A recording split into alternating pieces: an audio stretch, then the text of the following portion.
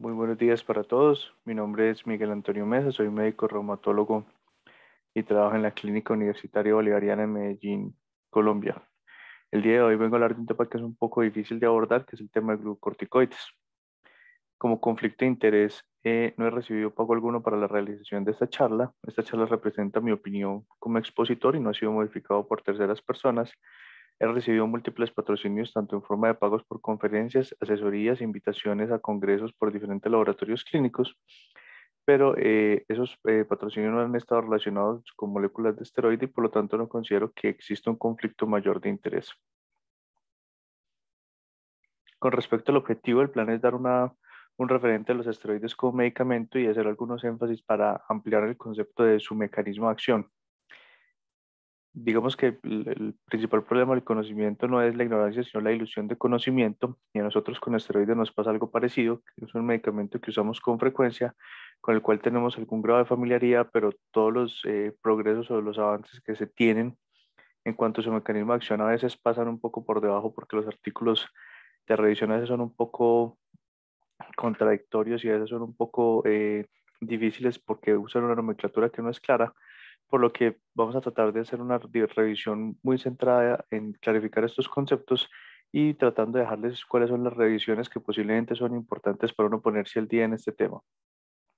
Lo primero pues es que ya todos sabemos que eh, desde 1929 se sabía que había algunos procesos como la ictericia, el embarazo y los procedimientos quirúrgicos que podían estar relacionados con una mejoría en los cuadros de insuficiencia, perdón, de artritis reumatoide. Y de estos estudios y de los estudios con suprarrenales bovinas se desarrollaron los compuestos distintos que venían o procedían de esta glándula que se clasificaron como compuestos A, B, C, D, E y F, y de estos, el compuesto E por su facilidad para la síntesis fue el compuesto seleccionado para estudios y este compuesto posteriormente fue tomado por los militares en relación con algunos rumores que se tenía que los alemanes tenían algunas sustancias que les permitían un mayor vuelo y un mejor desempeño para los pilotos, por lo que este proyecto tenía inicialmente el interés de crear supersoldados y se puso por encima de algunos proyectos, digamos que se consideraban menores, como los antimaláricos y la penicilina, que en su momento no parecieron tan importantes. Entonces, si nosotros somos prácticos, el propósito inicial de los esteroides se logró, un supersoldado que es capaz de desarrollar y de cumplir su función por un corto periodo de tiempo, sin importar mucho qué es lo que pasa en el largo periodo. Y digamos que de ahí en adelante hemos tenido que empezar a desarrollar estrategias para tratar de entender y minimizar estos efectos adversos indeseados. Obviamente la historia de los esteroides cambió para siempre la historia de la medicina y por eso, digamos, algunos autores proponen que la historia de la medicina se debía de dividir en antes de la cortisona y después de la cortisona. Dicho esto, vamos a repasar brevemente algo de la nomenclatura. Yo siempre cito para eso un poema de Borges que es El Golem, que dice que, como afirma el griego en el cratilo, el nombre es el arquetipo de la cosa, y en el nombre, el que conoce el nombre conoce la cosa. Es muy importante esto porque la nomenclatura de los esteroides a veces es un poco laxa y la usamos con alguna laxitud en nuestro quehacer diario. Como decía una paciente mía, los asteroides, pero los esteroides realmente implican una amplia gama de hormonas que incluyen incluso los corticosteroides, incluyen los mineralocorticoides, por lo tanto deberíamos usar el término glucocorticoide, teniendo en cuenta, y esto es un poquito paradojal, que nosotros estamos midiendo o definiendo un medicamento por la capacidad que tiene para producir un efecto adverso esperado, que es el aumento de la glicemia. También tenemos que tener claro que la potencia genómica es una potencia que está basada en la capacidad para producir hiperglicemia y que tenemos distintos niveles o distintas situaciones, entre ellos, pues obviamente la prednisolona y la metilprednisolona, y los esteroides de alta potencia como la dexametasona y la betametasona, que son esteroides que toda la vida se han considerado esteroides, digamos, en el rango superior de la capacidad de la potencia que tienen a nivel genómico. Entonces, lo que decíamos, la potencia genómica es dada principalmente por el efecto sobre la glucosa. Los esteroides con menor potencia tienden a ser más fisiológicos y uno los tiende a utilizar para reposiciones más fisiológicas como el paciente sin vía oral y demás, mientras que a mayor potencia tratamos de ser menos fisiológico y lo utilizamos para distintas labores, entre ellas para lo que conocemos como pulsos, en el cual estamos siendo completamente la antítesis de la fisiología. Adicionalmente a eso, la recomendación es que todos los caminos llevan a la prednisolona. La prednisolona o la prednisona fueron los primeros esteroides sintéticos que se lograron y digamos que con ellos se han realizado la mayor parte de los estudios o por lo menos de la práctica clínica. Entonces, una recomendación de buena práctica clínica es en nuestro día a día siempre hacer la conversión, que ya existen diversas calculadoras para eso pues disponibles en el celular, a la dosis equivalente de esteroide en prednisona para tratar de tener un estándar siempre de dosis equivalente a prednisona y tratar de tener más objetivado o tener más claro cuál es realmente el nivel de exposición al que estamos sometiendo a nuestro paciente. Adicionalmente a eso, aquí vienen otras situaciones, viene la potencia no genómica. La potencia no genómica, como podemos ver en esta gráfica que ya es un clásico de 2002 de la nomenclatura de esteroides, donde podemos observar que el valor de referencia es la prednisolona y comparada con la prednisolona, metilprednisolona tiene 3 veces más potencia y dexametasona tiene aún más potencia que metilprednisolona, lo que demuestra, lo que se puede mostrar, por ejemplo, en algunas enfermedades como por ejemplo en la púrpura trombocitopénica inmunológica, donde los protocolos están con metilprednisolona y dexametasona. Curiosamente, a pesar de que dexametasona y betametasona tienen una potencia genómica similar, la potencia no genómica es claramente distinta. Yo por eso, por lo menos cuando utilizo un esteroide de depósito, tiendo a preferir dexametasona. Estos son datos, digamos que en el mejor de los casos, basados en modelos de animales y modelos celulares, pero quedo un poco más tranquilo teniendo en cuenta que si quiero utilizar un esteroide con alta potencia, prefiero que tenga la mayor potencia no genómica adicional. La potencia no genómica realmente está basada más en estudios de actividad celular in vitro y la referencia nuevamente es la prednisolona. En la otra, en la potencia genómica utilizamos la hidrocortisona, aquí usamos la prednisolona como valor de referencia y realmente la potencia genómica y no genómica no son similares. Esto hace que nosotros tengamos siempre que tener presente cuando vayamos a utilizar un esteroide cuál de las dos queremos usar o si necesitamos una combinación de las dos en un momento determinado. Con respecto a las dosis, pues las dosis, digamos que tradicionalmente las han descrito como bajas dosis menores a 7,5 miligramos, haciendo la salvedad que algunos efectos adversos, como por ejemplo el efecto en hueso, que vamos a ver que el efecto en hueso es un efecto particular como un grupo de efectos adversos, en donde hemos visto que desde dosis de 2,5 tienen diferencia ya, dosis de 2,5 son diferentes a 5 miligramos y dosis de 5 miligramos son diferentes a dosis de 7,5 miligramos o mayores. Por lo tanto, no existe una dosis segura de esteroide, existen dosis lamentablemente tolerables de esteroide que debemos tolerar por un motivo en particular, pero realmente la única dosis de esteroide endógeno que es 100% tolerable es 0 miligramos, siempre y cuando no medie ninguna otra complicación. Tenemos las dosis medias que son desde 7,5 a 30 miligramos, haciendo salvedad nuevamente que estamos hablando de una amplia gama de dosis, desde la cual tenemos desde 10 miligramos, que en los estudios de cohortes para artritis reumatoide han mostrado aumento de infección y de complicaciones infecciosas, e incluso en 15 miligramos, donde hay estudios a nivel celular que muestran que la capacidad fagocítica de los neutrófilos se altera. Hay altas dosis que es un espectro tremendamente amplio también de 30 a 100 miligramos y muy altas dosis por encima de 100 miligramos, definiendo los pulsos de metilprednisolona como pulsos por encima de 250 miligramos. ¿Cuál es la función de las bajas dosis de esteroide? Pues decimos que son dosis menores a 7,5 y la saturación del receptor de prednisolona está por debajo del 40-50%. Usualmente se pueden considerar dosis de mantenimiento y normalmente la potencia o el efecto que vamos a lograr es un efecto muy alto a cambio de una serie de efectos adversos que podríamos considerar como una serie de efectos adversos tolerables. Tiene un menor efecto inmunosupresor y hay que tener claro que el concepto de mantenimiento solamente tiene hoy en día un concepto muy puntual y es que con la medicación actual se debería lograr tratar de hacer el desmonte, pero siempre tenemos que recordar que los pacientes que han sido sometidos a inflamación pueden presentar ocasionalmente digamos que una insuficiencia suprarrenal o una incapacidad relativa para tratar de llegar al nivel usual que ellos tenían. Y estos pacientes, una vez se va a desmontar el esteroide, pueden quedar con un déficit crónico de esteroide. Y ese déficit crónico en el basal de la producción de esteroides es lo que puede hacer que estos pacientes requieran un mantenimiento crónico por un fenómeno que se llama abstinencia a esteroides, que no es realmente la insuficiencia suprarrenal típica que hacen los pacientes, sino una sensación de malestar, mialgia, dolores articulares que se presenta cuando el paciente es incapaz de lograr el 100% de la producción que él estaba, digamos que secretando antes del proceso inflamatorio. Entonces, para sintetizar, Esta insuficiencia relativa de esteroides es lo que explica que algunos pacientes con enfermedades inflamatorias, como por ejemplo lupus y artritis, en ocasiones cuando intentamos el desmonte de los últimos 5 miligramos de esteroide, tengamos algunas dificultades y sea necesario considerar el mantenimiento crónico. Hay que también recordar que Eular tiene un artículo relativamente clásico ya en el que dicen que las dosis para considerar manejo crónico de esteroides son dosis menores a 7.5 miligramos día.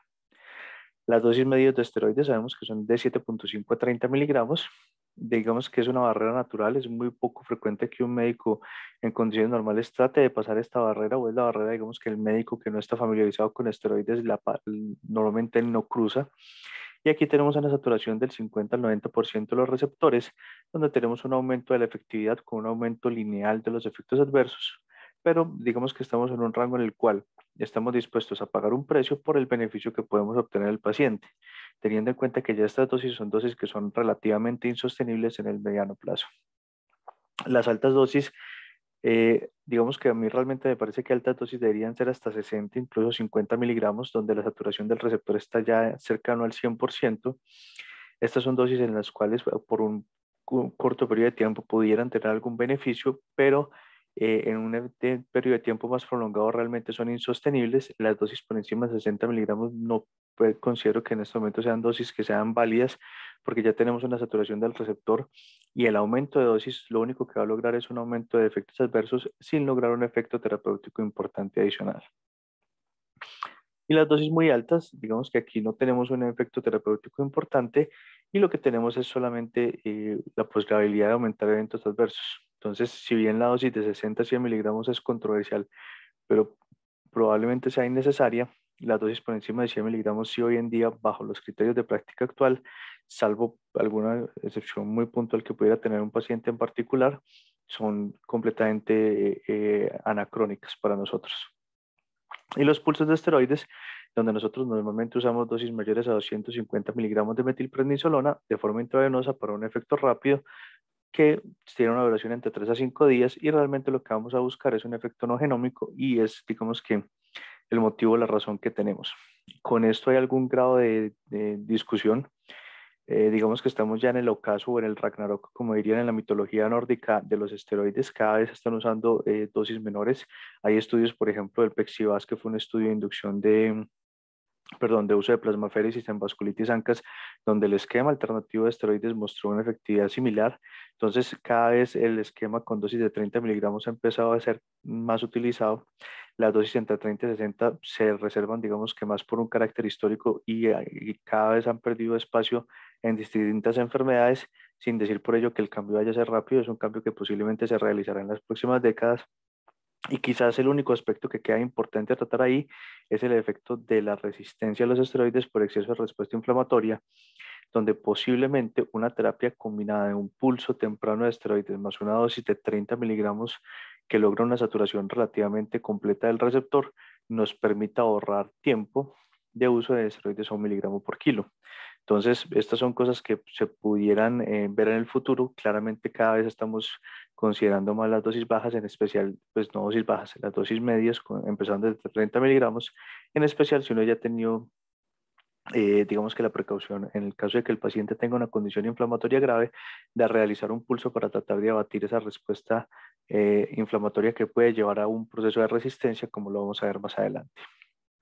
En resumen, cuando nosotros estamos manejando los esteroides, estamos utilizando dos tipos de efectos, los efectos genómicos y no genómicos. Para tal fin tenemos que diferenciar entre los medicamentos que tengan potencia genómica y no genómica y definir cuál de estos es importante. Y digamos que a 30 miligramos los efectos genómicos tienden a llegar ya a un punto de saturación, mientras que conforme nosotros vamos subiendo en el efecto, vamos logrando un efecto no genómico, el cual es verdaderamente importante, cercano ya a los 250 miligramos. Por esto, si usted necesita en un paciente una dosis más alta de 50 a 60 miligramos de prednisolona para controlar al paciente, lo que usted debería posiblemente estarse preguntando es si necesita pulsar a este paciente. Con respecto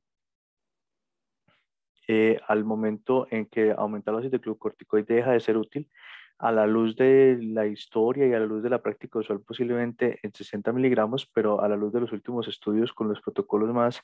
digamos que restrictivos de esteroides que han mostrado igual resultado, es probable que ya en 30 miligramos estemos llegando a un punto en el cual una dosis adicional no va a lograr un efecto terapéutico importante.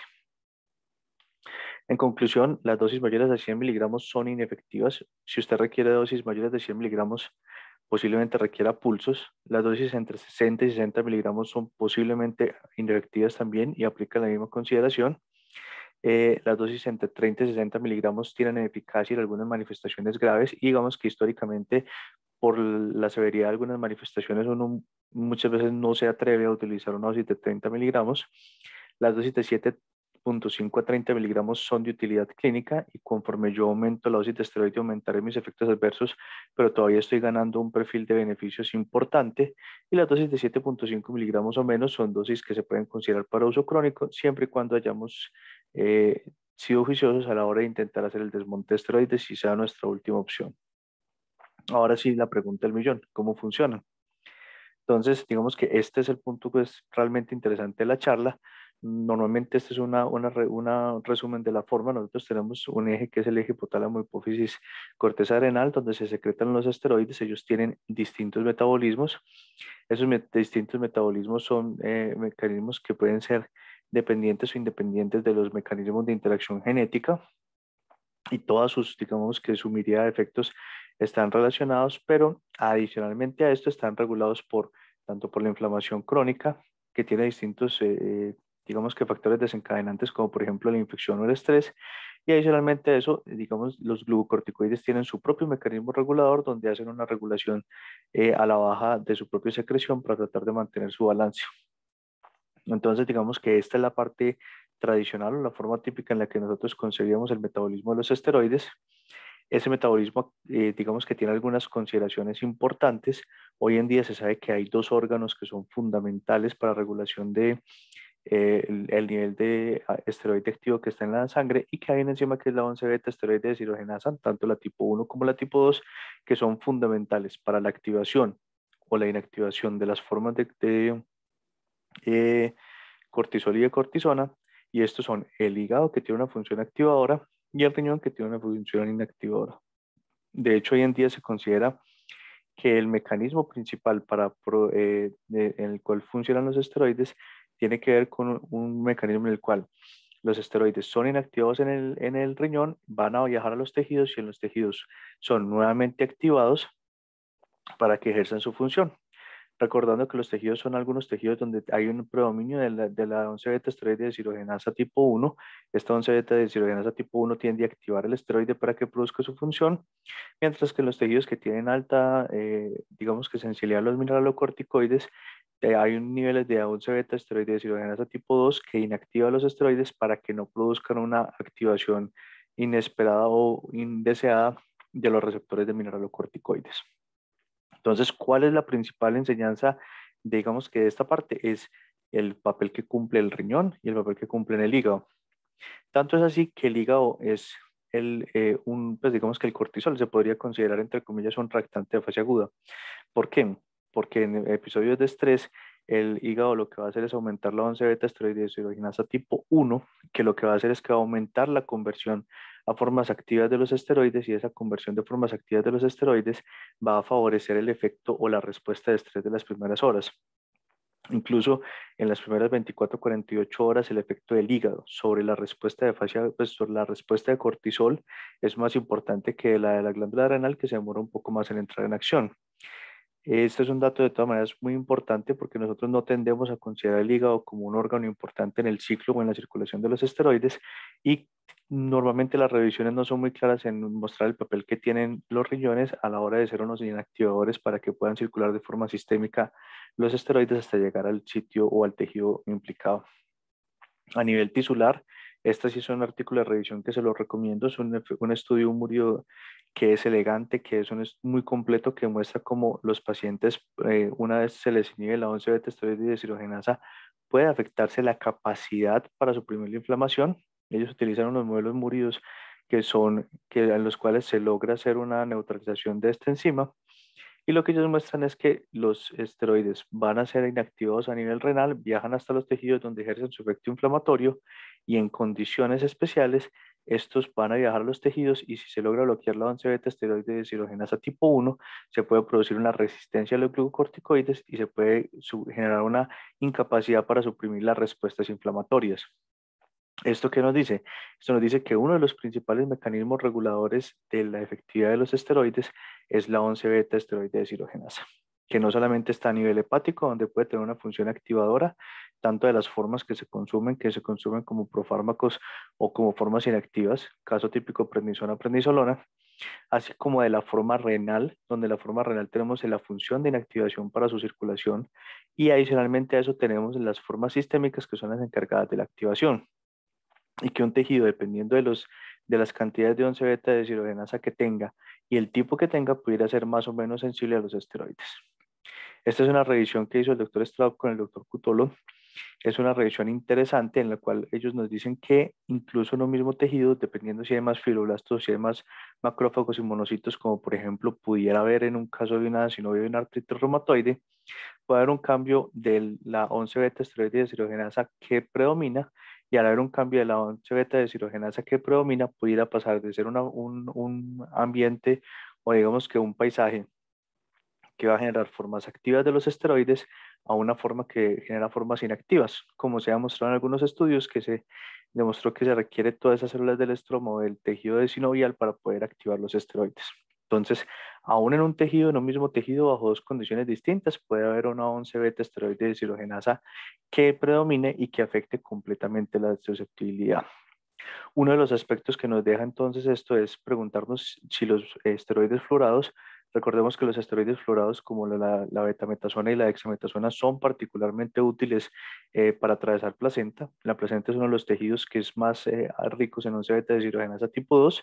tiene como función inactivar los esteroides y por eso es que los esteroides sistémicos normalmente no llegan en una proporción importante al feto.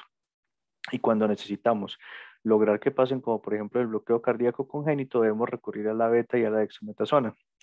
Todo esto, digamos que sustrato teórico nos hace preguntarnos si quizás una forma de superar algunos tipos de resistencia a esteroides sea usar dexametasona y betametasona. Nosotros históricamente como reumatólogos hemos usado más dexametasona y betametasona en condiciones más anecdóticas. Dependemos más de la metilprednisolona, que es nuestro, digamos que nuestro esteroide para pulsos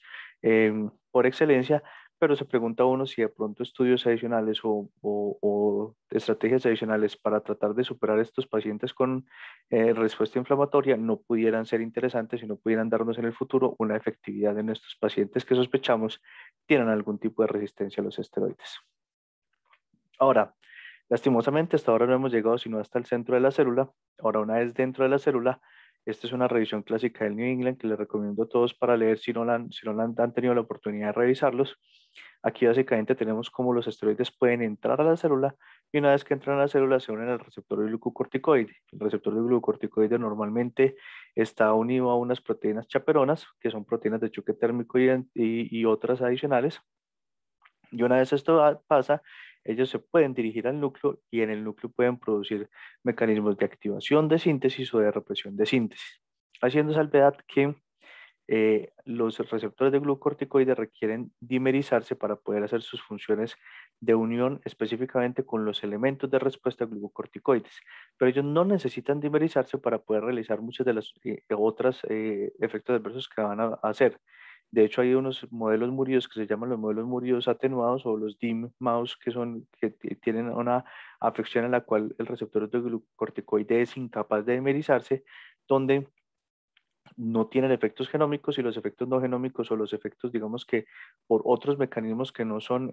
derivados de la unión de elementos de respuesta a glucocorticoides, muestran que permiten un bloqueo de la inflamación, no siendo así los contrapartes que son deficientes del receptor de glucocorticoides, que son modelos muridos que básicamente tienen muerte en los primeros días de nacidos por una hipoplasia pulmonar severa. Entonces,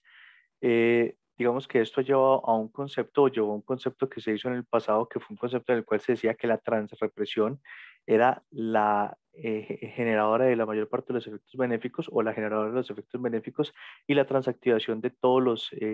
efectos adversos. Hoy en día se sabe que esto es un continuo y que si bien los efectos de transrepresión dan cuenta de la mayor parte de los efectos benéficos también dan algunos efectos adversos y que la transactivación pudiera dar algunos efectos benéficos también. Entonces, digamos que hoy en día no hay tanta claridad, si bien hay estudios pues, de diferentes grupos de investigación que tratan de buscar los esteroides disociados, es decir, esteroides que tengan función de transrepresión y transactivación. Esto todavía no ha logrado una efectividad y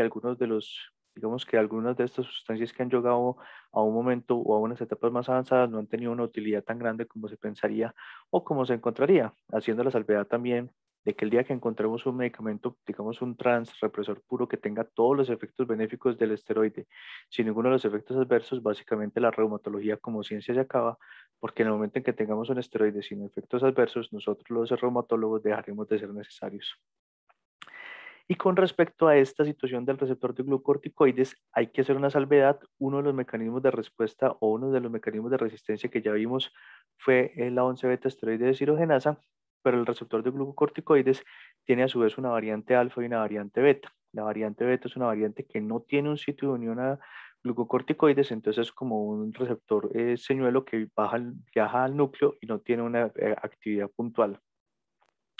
Durante mucho tiempo se ha dicho que el receptor beta, la relación receptor alfa, receptor beta determina la sensibilidad de los esteroides a los tejidos. Esto no pareciera ser tan claro o tan relevante en la mayor parte de las situaciones de la clínica o de la práctica diaria. Lo que sí se sabe es que con el uso crónico de esteroides se puede aumentar la producción de receptor beta como parte del mecanismo regulador. Y la otra cosa que se tiene clara es que el receptor beta puede unirse o puede dimerizarse al receptor alfa, evitando la dimerización del receptor alfa para que no pueda unirse a los elementos de respuesta y generar la transcripción. En lo referente a esto, hay que hacer la salvedad de que tenemos algunos términos que me parece que siempre han sido mal usados o que no, por lo menos no hemos tenido claridad en cuanto a su uso. Hablamos de transactivación, transrepresión, cisrepresión. Para términos prácticos es equivalente toda transactivación, transrepresión, porque muchas veces los textos no son homogéneos y creo que en esto deberíamos tener algo más de claridad en la nomenclatura para evitar confusiones. Pero como yo lo veo, los efectos cis, o sea, cisactivación y cisrepresión, podríamos decirlos como los efectos que son derivados de la unión del glucocorticoide a su elemento de respuesta del glucocorticoide, más el receptor del glucocorticoide unido a su elemento de respuesta de glucocorticoides que genera o aumento o disminución en la transcripción, mientras que transactivación y transrepresión serían los efectos que están mediados por la translocación hacia el núcleo, pero no por la interacción con los elementos de respuesta glucocorticoides, sino con la interacción de otros factores de transcripción. Dicho eso, aún así los mecanismos de acción de los esteroides son distintos. Con respecto a la transactivación y la transrepresión, hay tres formas clásicas en las que puede funcionar. Uno es la función de los dímeros o de los homodímeros, que es cuando se produce transrepresión o transactivación, siendo clásicamente más importante la transactivación. La transrepresión es más para la regulación de la vía de hipotálamo, hipófisis hipoficiaria. Y las formas, digamos que las formas secundarias es, bien sea que el receptor de glucocorticoides se una como un coactivador o como un represor, es decir, que el elemento de respuesta esté y haya otro aspecto, otro segmento donde se puede unir el esteroide. Y adicionalmente a eso, lo que llaman el tethering o el anclado, ¿cierto? Que donde hay una uniones con los factores de transcripción, pero no hay una unión con los factores de transferencia, que es, digamos, que una forma de sabotaje de los distintos factores de transcripción. Si ustedes quisieran sintetizar esto muy sencillo, se pueden poner en dos grandes grupos. En un grupo todo lo que son los efectos de los esteroides y en el otro grupo lo que es el AP1, que es un factor de transcripción, y el NF-κB, que ellos pueden estimular factores de transcripción. Entonces, tanto porque ellos puedan hacer bloqueo entre uno del otro, o sea, tanto los esteroides pueden bloquear las sustancias inflamatorias AP1 y factor de transcripción kappa beta,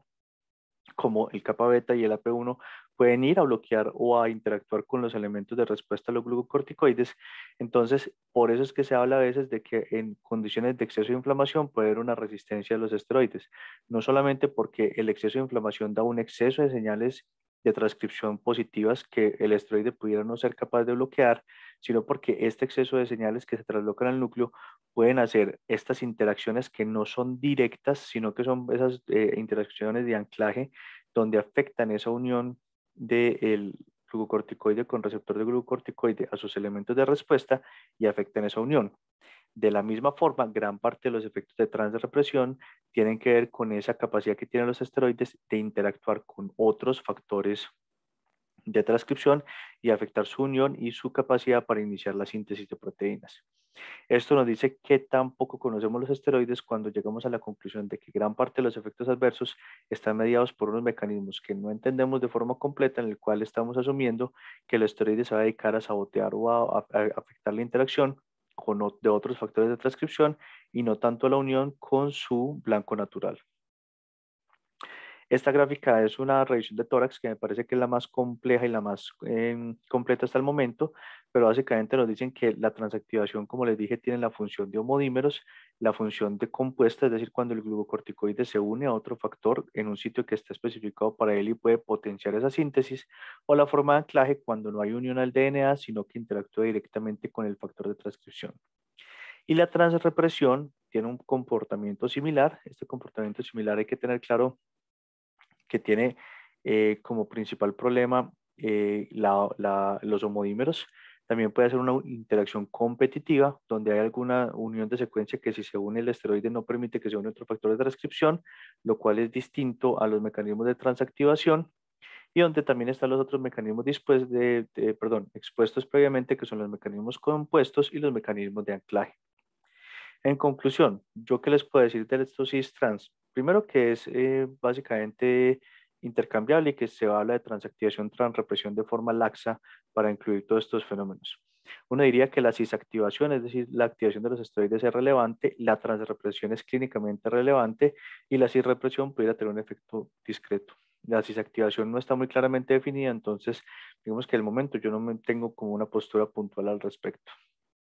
Y los otros mecanismos que tenemos que recordar son los mecanismos no genómicos, que son todavía menos entendidos, donde tenemos los mecanismos de membrana, que van desde la interacción de las cualidades propias de la membrana, al ser el ciclopentano penhidrofenantreno, que es el esteroide, un lípido que puede integrarse a la membrana, pasando desde activación de canales de sodio y calcio que pueden alterar todo el metabolismo celular. Hay receptores de glucocorticoide que pueden estar unidos a ciertas quinasas y que pueden generar un efecto con segundos mensajeros similar a otros receptores, aunque no están tan claramente descritos. Puede haber también unión del receptor de glucocorticoides a otros factores de transcripción o a otros mensajeros de la cadena, como es el PI3K, perdón, donde pueden afectar esa señalización. Y no solamente eso, sino que pueden haber una alteración en la cual la liberación de las proteínas chaperonas puede ir directamente al núcleo a interactuar con otros factores de transcripción, que se consideraría un mecanismo no genómico porque no implica el desplazamiento del receptor de glucocorticoides más el glucocorticoide a interacción con algún elemento a nivel nuclear. Entonces, digamos que todo esto ya lo dijimos. Adicionalmente a eso hay algunos, digamos que mecanismos de acción que son muy interesantes. Puede generar una disminución de la estabilidad del mRNA en citoquinas proinflamatorias. El ejemplo clásico es la COX-2, donde su inhibición de la síntesis en estudios de dexametasona ha mostrado una disminución del 50%, pero el resto de la inhibición parece que es porque se disminuye la estabilidad del mRNA o el RNA mensajero y hace que sea mucho más lábil estas sustancias inflamatorias. Y adicionalmente a eso, como se les dijo, pueden activar algunas proteínas que tienen funciones que afectan la acetilación de las histonas, y al afectar la acetilación de las histonas, pueden afectar el DNA que está disponible o no disponible para ciertos factores de transcripción. Recordemos que básicamente lo que define que una célula sea sensible o no sensible a un esteroide que tenga un efecto u otro, básicamente es el grado de eucromatina o heterocromatina que tengan, que van a determinar cuál es el DNA que está susceptible para acceso y para lectura y para interacción con el receptor de glucocorticoides. Y la otra cosa que tenemos que recordar es que los mecanismos no genómicos o mecanismos por pulsos son efectos que van desde segundos hasta 3 meses y que posiblemente no incluyan parte de los efectos mitocondriales que vamos a ver más adelante. Con respecto a los mecanismos mitocondriales, son menos conocidos todavía, pero son muy importantes. En pocas palabras, a corto plazo aumentan la supervivencia, la biogénesis del mitocondrial, y a largo plazo producen un daño mitocondrial irreversible con pérdida. Se sabe que el receptor de glucocorticoide alfa está implicado, que es el que particularmente se desplaza hacia la mitocondria, y que digamos que los complejos mitocondriales o todo el complejo de DNA mitocondrial tiene varios sitios donde, con motivos similares a los elementos de respuesta a glucocorticoides, lo que hace que efectivamente se pueda considerar la translocación del receptor de glucocorticoides hasta la mitocondria para interacción con el DNA mitocondrial. Y tenemos claro, por ejemplo, que esto hace que sea distinta la interacción en distintos grupos celulares. Por ejemplo, en linfocitos puede inducir apoptosis, mientras que en neutrófilos puede suprimir apoptosis. Esto mediado por la vía de las caspasas por VAX, y esto es muy importante porque digamos que efecto linfocito tóxico, eosinófilo tóxico, por ejemplo, puede dar cuenta de algunos de los efectos a largo plazo de los pulsos, que se pueden durar hasta 3 meses. Es lo que uno llama el desbastamiento, o lo que llaman los anglosajones el debulking, o la disminución del tamaño, o nosotros, que es un término más que parece un término de peluquería, el desbastar la masa de linfocitos para que la enfermedad sea más controlable después, lo que podría dar otro punto a favor de la terapia con pulsos relativamente temprana para enfermedades inflamatorias intensas. Y lo otro que produce es que produce alteración en la membrana mitocondrial, alterando incluso la cadena transportadora de electrones, y puede inhibir tanto el complejo 1 como el complejo 5 y la citocromo oxidasa. Finalmente, quisiera hablarles un poco de los mecanismos de resistencia. Los mecanismos de resistencia son muy diversos. Lo que tenemos claro es que uno de los mecanismos importantes es la 11-beta esteroidiodesoxigenasa a nivel tisular. Aquí valdría la pena preguntar si uno pudiera intentar dar medicamentos inhibidores de la 11-beta como parte de la terapia coayudante para tratar de aumentar la efectividad, o si simplemente utilizar un esteroide fluorado como por ejemplo la dexametasona, que evita el efecto y que se mantendría en forma activa durante todo su tiempo, podría subsanar este problema. Queda también el problema que tenemos que considerar que pudiera tener implicaciones no deseadas al tener un esteroide circulando en forma activa y ser imposible desactivarlo en el mediano y en el largo plazo. La otra cosa es el receptor beta, que sabemos que se puede inducir en condiciones de consumo de alta dosis de esteroides de forma crónica, y que tiene una función importante digamos que la homeostasis de todo lo que es la sensibilidad a los esteroides. Adicionalmente a eso, para más INRI, tenemos varios subreceptores alfas. Estos subreceptores alfa pueden tener distintas funciones y pueden sintetizarse de forma distinta en distintos tejidos. También tenemos el exceso de señal de transcripción inflamatoria. Como les dije, uno siempre tiene que considerar el esteroide, y digamos que su enemigo natural o su opuesto, su némesis, es el AP1 y el NF-κB. Y estas sustancias, entre ellas, se pueden inhibir mutuamente por mecanismos que son mecanismos de transrepresión entre ellas, y por eso en algunos momentos incluso el pulso de metilprednisolona pudiera superar esta capacidad que tienen estas sustancias inflamatorias de bloquear la efectividad de la prednisolona, y nuevamente sería uno de los mecanismos que tenemos para superar la resistencia. Un ejemplo clásico es un paciente que teníamos en el servicio que tenía un síndrome de inflamación, pues de reconstitución inmune secundario a un VIH y un criptococo, que estaba siendo refractario al manejo por infectología con dosis equivalentes de 70 miligramos de prednisolona, estaba con dexametasona, y el paciente lo que necesitó fue unos pulsos de metilprednisolona, e inmediatamente se restauró la sensibilidad y el paciente empezó a responder a su dosis previa de esteroides, e incluso se pudo hacer desmonte. Evidentemente esto es un dato anecdótico, esto no tiene ninguna validez para la aplicación en la clínica, pero es un ejemplo para expresarles cuál es el concepto o cuál es la situación que uno pudiera considerar con respecto a los pulsos de esteroide. Y finalmente, antes de seguir con las conclusiones, recordarles que la forma más sencilla de medir la sensibilidad a los esteroides es, lastimosamente, los efectos adversos. Recordar que, que mientras más rápido un paciente presente facies cushingoides, probablemente más sensible es, y más rápido nos tenemos que tener las estrategias para desmonte, aún incluso acelerando este desmonte un poco más allá de lo usual para tratar de evitar estos efectos adversos. Y todo lo contrario, un paciente que no presente ningún efecto adverso, que no presente facies cushingoides, o que no presente cambios, pudiera tener algo de resistencia a los esteroides. Lo que nos debe hacer siempre estar muy cautos en el momento del desmonte y ser muy juiciosos en el momento de usar la terapia ahorradora de esteroides, evidentemente descartando la primera causa de resistencia a los esteroides, que es no consumo de los esteroides. Y finalmente, recordarles que hay algunos efectos adversos, como es los efectos adversos óseos, que son mecanismos o que están mediados por mecanismos que no son directamente de la unión DNA, mientras que hay efectos como la glucosa que sí son muy dependientes. Entonces, aún si lográramos medicamentos que fueran de esteroides disociados, posiblemente algunas de las complicaciones más crónicas y digamos que más desagradables para nosotros, como es el efecto sobre la salud ósea, podrían persistir. En conclusión, digamos que esto fue un repaso muy breve, un poco rápido. Les dejo las revisiones, son las mejores revisiones que yo considero las que están en la bibliografía por si son de su interés, donde hay distintos mecanismos de acción que hemos visto que son dependientes y no dependientes al DNA y que básicamente actúan todo, a todo nivel celular, desde la membrana celular pasando por la mitocondria. Tenemos claro que el concepto maniqueo de la activación-represión con relación a los efectos adversos y terapéuticos es un concepto que es inexacto. No es que no sea real, sino que no es exacto y no nos muestra el complejo total de la interacción de los esteroides.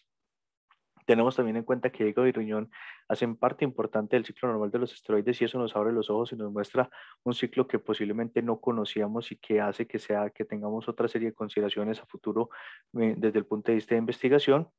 que la activación a nivel tisular es un punto fundamental que con frecuencia nosotros pasamos por alto a la hora de pensar en esteroides y que existen diversos mecanismos de resistencia y pudieran tener distintas formas de superarse que si bien no han sido investigadas, en el futuro serán posiblemente motivo de debate o de estudios adicionales para poder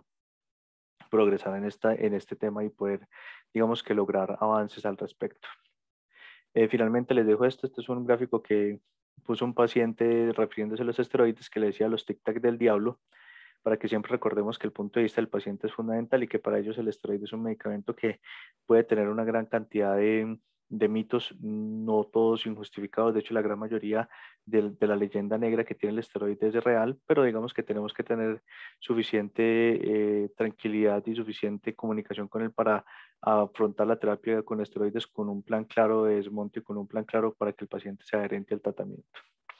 Eh, no me queda nada más que decirles, les agradezco mucho el tiempo, espero que hayan disfrutado esta presentación y que haya sido de su interés y que los artículos, si los van a revisar, sean artículos que ustedes disfruten. En esta ocasión no pudimos encontrarnos en forma personal. Yo tengo una esposa y una hija de 1 año y 3 meses, entonces digamos que esperamos para la próxima poder visitarlos personalmente y poder enamorarnos de su país y de ustedes y poder compartir con ustedes un buen rato. Sin más que añadir, no me queda sino decirles gracias totales.